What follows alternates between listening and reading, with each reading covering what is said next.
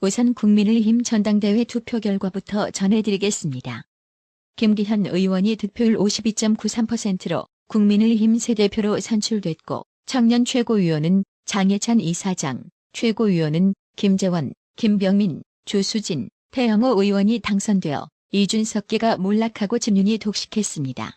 한길리서치 조사 결과 윤석열 대통령 지지율이 40%대 중반까지 오른 것으로 나타났습니다. 8일 여론조사 업체 한길리서치에 따르면 쿠키뉴스 의뢰로 지난 4일에서 6일 사흘간 전국 성인 1,000명을 대상으로 윤 대통령의 국정수행 지지도를 조사한 결과 44.1%로 집계됐습니다. 부정평가는 53.8%였고 잘 물음, 무응답은 2.2%였습니다. 한일 간의 미래지향적 협력은 한일 양국은 물론이거니와 세계 전체의 자유, 평화, 번영을 지켜줄 것이 분명합니다. 정부가 추진한 일제강제동원 대법원 판결에 대한 해법 발표와 관련해 비하인드 스토리가 공개되었는데요. 7일 국민일보는 윤석열 대통령이 어차피 할 것 아니냐. 그러면 미리 매를 맞는 게 낫지 내년 총선 앞두고 할 것인가라고 말했다고 보도했습니다. 윤석열 대통령의 결단이 정부의 이번 발표의 중요한 요소였다는 것인데요. 보도에 따르면 한 여권 관계자는 윤 대통령이 한 번은 식사 자리에서 지지율 1%가 나오더라도 나라를 위해 할 일은 하겠다고 하더라. 이게 그의 진심이구나 싶더라고 말했습니다. 선제적으로 윤석열 정부 강제징용 배상안 제시 발표에 대해 미국은 일제강제동원 피해 배상안과 관련해 역사적인 발표라고 평가하며 한미일 3국 공조가 더욱 강화되길 기대한다는 입장을 밝혔고, 미국에 이어 유럽연합 EU 또한 현지 시간 6일 일제강점기 강제징용 문제 해법을 제시한 한국 정부 결정에 환영한다는 입장을 밝혔습니다. 심지어 안토니우 구테르스 유엔 사무총장도 7일 미국 소리 방송의 논평 요청에 최근 한일 간의 긍정적인 교류와 미래지향적인 대화를 환영한다고 답했는데요. 하지만 문재인 좌익 정권 당시 과거사 합의를 뒤집고 대책 없이 반일 선동만 조장하는 좌파 정치권과 이에 기생의 반일을 직업으로 삼는 좌파 단체들은 밥줄 끊기게 생겼다고 판단한 건지 조직적으로 반발하고 있는데요. 그냥 이런 애들은 철저히 개무시하는 게 정답이겠지요? 한국 정부가 일제강점기 강제동원 피해자 배상 해법을 제시한 가운데 일본에서는 이제는 일본이 한국에 호응해야 할 때라는 목소리가 확산되고 있습니다. 일본 내 보수 강경파에서는 여전히 양보 절대 불가론을 주장하고 있지만 한국 정부의 전략적 결단이 실현되려면 일본의 협력이 필수적이라는 주문이 석학과 언론을 중심으로 나오고 있는데요. 오코노기 마사오 일본 게이오대 명예교수는 일본 정부와 기업이 한국에 보다 유연한 대응을 취할 수 없나 하는 생각이라며 모처럼 한국 정부가 용기를 갖고 결단을 내린 만큼 이를 살릴 수 있는 대응을 해야 한다고 조언했고, 일본의 대표적인 한반도 전문가인 오쿠조노 히데키 시즈오카 연립대 국제관계학과 교수 역시 7일 동아일보와의 인터뷰에서 일부 일본 정치인이 한국에 양보하지 않았다고 좋아하는 것이야말로 일본 국익에 반한다라고 지적했습니다. 도쿄신문과 니혼게이자이 신문 등 일본 언론도 사설과 컬럼을 통해서 자국 정부의 결단이 필요하다는 주문을 잇따라 내놓고 있습니다. 윤석열 대통령이 일제강점기 강제동원 피해자 배상 해법을 제시한 지 하루 만에 미국 국빈 방문 소식도 나왔는데요.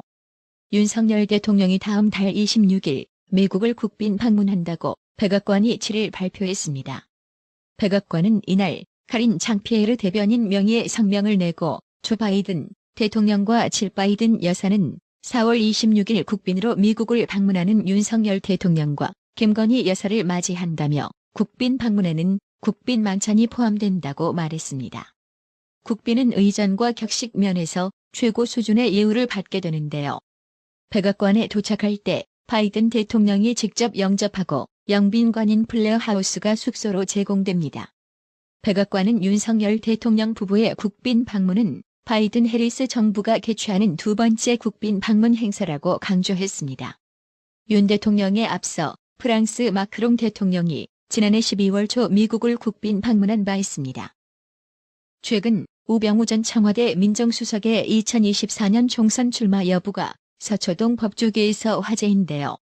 우병우 전 수석의 고향은 경북 영주로 이곳은 서울법대 84학번 동기 박형수 의원이 차지하고 있습니다. 이곳은 영주, 영양, 봉화, 울진 4개 시군이 묶인 지역구로 과거 선거에서 출신 지역별 대결 구도가 형성된 곳입니다. 박형수 의원은 인구 5만의 울진 출신으로 다음 총선에서는 인구 10만의 영주 출신이 유리한 곳입니다. 우병우 전 수석은 2023년 신년 특별사면 복권을 통해 특사에 포함돼 출마가 가능해졌습니다. 우병우 전 수석이 출마 여부에 대해서 이렇다 할 언급을 한 적 없지만 법조계에서는 우병우 전 수석의 출마설이 흘러나오고 있습니다. 현재 박근혜 정부에 대한 재평가 혹은 명예회복을 이야기하는 이들이 있으나 주요 인사들이 사법 처리가 된 상황이어서 현재 세력화가 쉽지 않은 상황입니다. 이재명이 성남시장 재임 시절 경기도 성남시 정자동 한국가스공사 부지를 주거단지로 개발한 시행사에 특혜를 제공했다는 의혹으로 시민단체로부터 고발당했습니다. 보수 성향 시민단체 자유대한호국단은 지난 6일 오전 가스공사 부지 특혜 개발 의혹과 관련해 이재명을 업무상 배임, 직무유기, 직권남용 등 혐의로 서울중앙지검에 고발했습니다.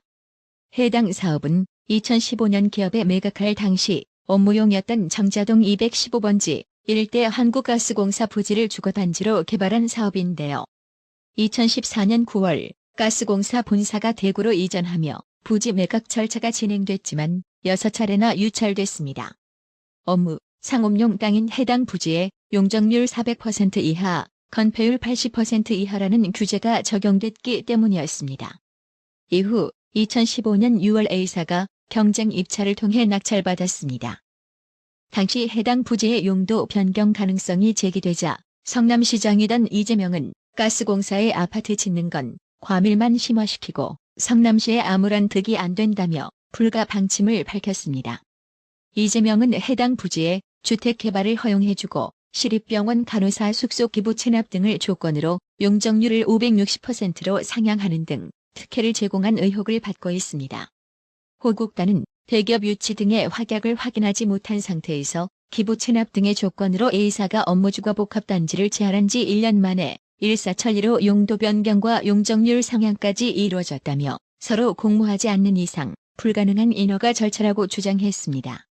유동규 전 성남도시개발공사 기획본부장은 정진상 전 더불어민주당 당대표실 정무조정실장 측이 자신의 유튜브 출연에 항의하면서 이를 자제시켜달라고 재판부에 요구한 것에 대해 다수와 압도적인 힘으로 개인을 집단 린치하고 있다고 강하게 비판했습니다.